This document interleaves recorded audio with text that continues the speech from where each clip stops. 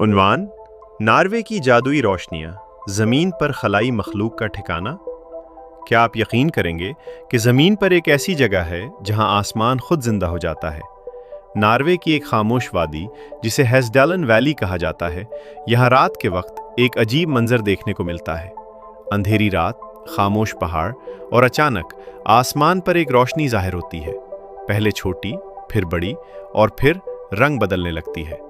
ये रोशनियां कभी आहिस्ता आहिस्ता हरकत करती हैं और कभी अचानक तेजी से एक जगह से दूसरी जगह चली जाती हैं, जैसे कोई उन्हें कंट्रोल कर रहा हो। ये सिर्फ एक कहानी नहीं, हजारों लोगों ने इन रोशनियों को अपनी आंखों से देखा है।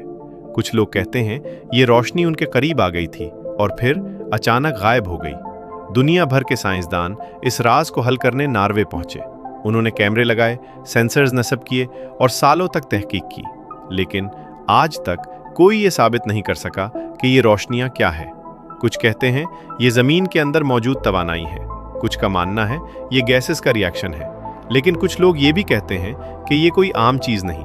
क्या ये खलाई मखलूक है? क्या ये UFOs हैं जो जमीन का मुशाहिदा कर रहे हैं? क्योंकि इन रोशनियों की हरकत आम नहीं लगती। कुछ लोगों ने दावा किया कि ये रोशनियां इनके बिल्कुल करीब आ गईं और एक लम्हे के लिए ऐसा लगा जैसे वक्त रुक गया हो। हर साल ये रोशनियां दोबारा जाहिर होती हैं और हर बार एक नया सवाल छोड़ जाती हैं। शायद हम इस कायनात में अकेले नहीं हैं, या शायद कुदरत के पास ऐसे राज हैं जो हम अभी तक नहीं समझ सके।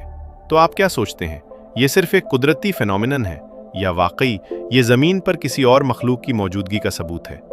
अगर आपको ये पुरस्कार कहानी पसंद आई हो तो वीडियो को लाइक करें और मजीद हैरानकुन राज जानने के लिए चैनल को सब्सक्राइब करें, क्योंकि दुनिया राजों से भरी हुई है।